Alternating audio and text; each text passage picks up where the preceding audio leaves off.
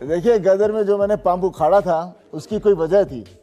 उसकी वजह ये थी कि जब भी आदमी अपने परिवार के लिए, जब भी कुछ ऐसी मुसीबत आ जाए जहां पर उसके परिवार की जिंदगी का सवाल हो, तो उस वक्त आदमी कुछ भी कर सकता है, कुछ भी कर सकता है।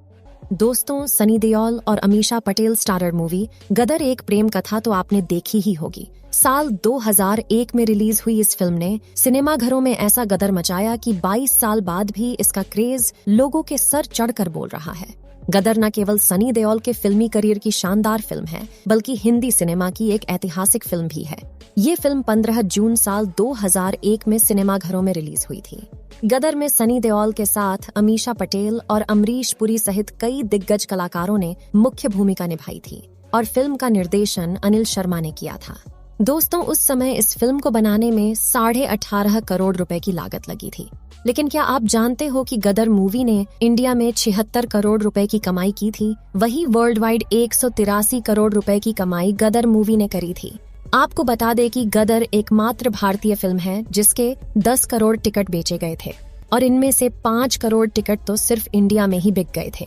इसीलिए इस मूवी को लोगों ने इतना ज्यादा पसंद किया था कि इस मूवी की IMDb रेटिंग 7.3 पहुंच गई। अगर टीवी राइट्स, म्यूजिक राइट्स और वर्ल्ड वाइड कलेक्शंस मिला लिया जाए तो गदर मूवी ने टोटल 265 करोड़ रुपए की कमाई करी थी, जो कि साल 2001 में बहुत ही बड़ी रकम थी। लोगों ने इस मूवी को इतना ज्यादा पसंद किया था कि 22 साल बाद 11 अगस्त 2023 को इस मूवी का दूसरा पार्ट भी सिनेमा घरों में रिलीज किया जाएगा। तो चलिए इस वीडियो में आपको बताते हैं इस मूवी के बारे में कुछ जबरदस्त बातें, और साथ ही हम आपको इस मूवी के बिहाइंड द सीन्स भी दिखाएंगे। तो चलिए शुरू करते हैं आज की इस इंटरेस्टिंग वीडियो को।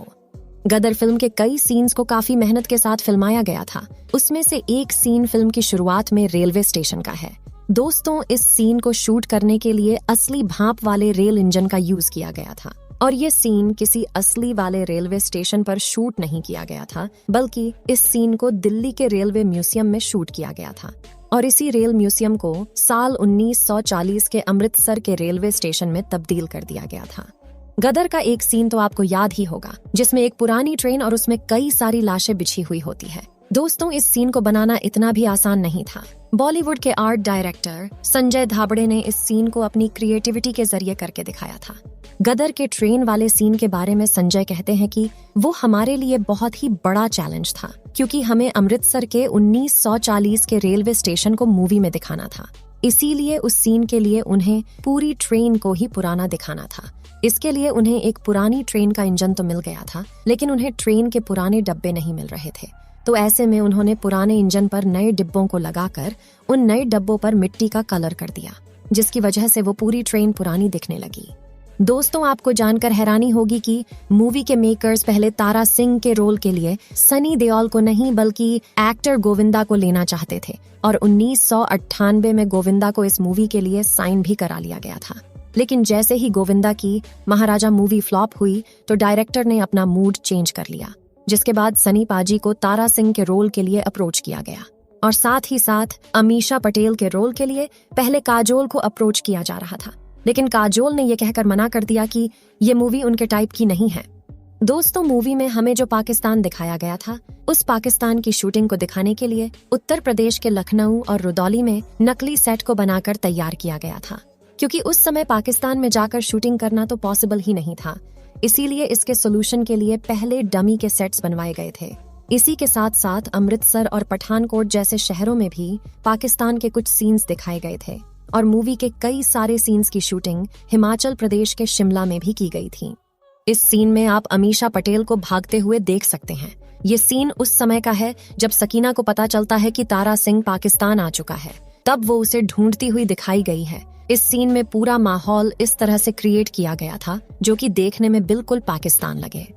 फिल्म के क्लाइमेक्स का फाइट सीन तो आपको याद ही होगा। इसमें सनी देओल चलती हुई ट्रेन में फाइट करते हुए नजर आ रहे हैं। वही आपको बता दे कि चलती हुई ट्रेन पर दौड़ने और फाइट वाले सभी सीन्स रियल में चलती हुई ट्रेन में शूट किए गए थे, क्योंकि उस समय VFX का इस्तेमाल नहीं होता था। वहीं आपको बता दे कि इन सभी सीन्स को रियल लोकेशन पर ही शूट किया गया था। वही सीन में आप पाकिस्तान के हेलीकॉप्टर को उड़ते हुए देख सकते हो। आपको बता दे कि इस उड़ते हेलीकॉप्टर को पाकिस्तानी दिखाने के लिए इस पर कलर किया गया था। और पाकिस्तानी फ्लैग भी बनाया गया था ताकि वो दिखने में बिल्कुल पाकिस्तानी हेलीकॉप्टर लगे। फिल्म में दंगों के दौरान आग में जलते हुए लोगों का ये सीन तो आपने देखा ही होगा। आपको बता दें कि इस सीन को रियल में आग लगाकर शूट किया गया था, जो बहुत रिस्की था, लेकिन इसे ट्रेन्ड स्टंटमैन द्वारा किया गया था, जिसे करने में उन्हें कोई परेशानी नहीं हुई और उस सीन को आसानी से शूट कर लिया गया। खैर, यूं तो फिल्म के कई आइकॉनिक सीन्स हैं, लेकिन सबसे ज्यादा चर्चा में रहा वो सीन जिसमें तारा सिंह पाकिस्तान जाकर हैंडपंप उखाड़ देते हैं।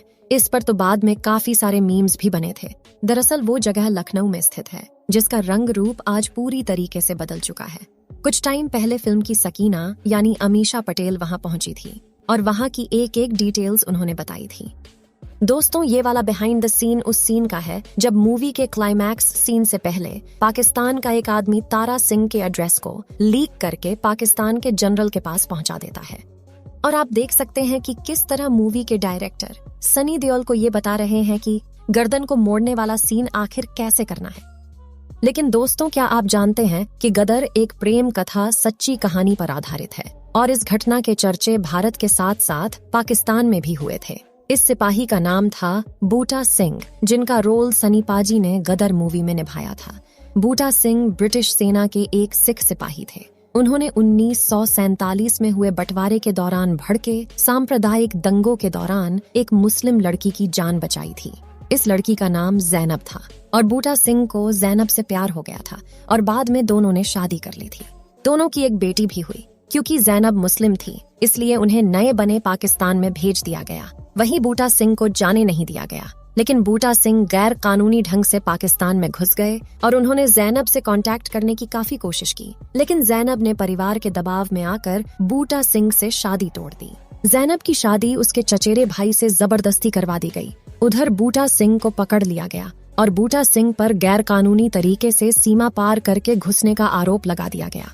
कोर्ट में जब बूटा सिंह को पेश किया गया तो उन्होंने रोते हुए बताया कि जैनब उनकी पत्नी है और उनकी एक बेटी भी है। बताया जाता है कि जैनब ने इसे इनकार कर दिया और दबाव में आकर बूटा सिंह और बेटी के साथ जाने से इनकार भी कर दिया। बूटा सिंह बुरी तरीके से टूट गए और इससे निराश होकर उन्होंने 1957 में बेटी के साथ ट्रेन के आगे कूदकर सुइसाइड करने की कोशिश की। इसमें बेटी तो बच गई, पर बूटा सिंह की मौत हो गई। बूटा सिंह की आखिरी इच्छा थी कि मौत के बाद उनके शरीर को बरकी गांव में दफनाया जाए, जहां पर जैनब के माता पिता विभाजन के बाद बसे थे। जब बूटा सिंह के पार्थिव शरीर को उस गांव में ले जाया गया तो गांव वालों ने उसका शरीर वहां दफनाने से इनकार कर दिया। तब बूटा सिंह के शरीर को मियानी साहिब कब्रिस्तान में दफनाया गया। गदर एक प्रेम कथा इसी कहानी पर आधारित थी।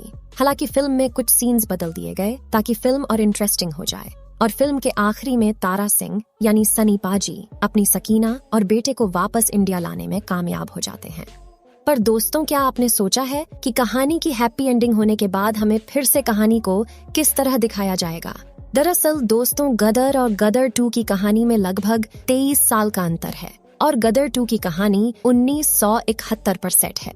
मूवी के टीजर में सनी पाजी यानी तारा सिंह के लिए ऐसा कहा जाता है कि इस बार वो दहेज में लाहौर ले जाएगा, यानी कि जिस तरह पिछली बार तारा सिंह अपनी बीवी को लाने के लिए पाकिस्तान में घुस गया था, ठीक उसी तरह इस बार भी तारा सिंह लाहौर जाने वाले हैं। लेकिन दोस्तों, गदर मूवी में तारा सिंह अपनी पत्नी के लिए पाकिस्तान जाते हैं, लेकिन दोस्तों इस बार ऐसा नहीं होने वाला, क्योंकि ऐसा कहा जा रहा है कि इस बार तारा सिंह अपने बेटे जीते को बचाने के लिए पाकिस्तान जाएगा।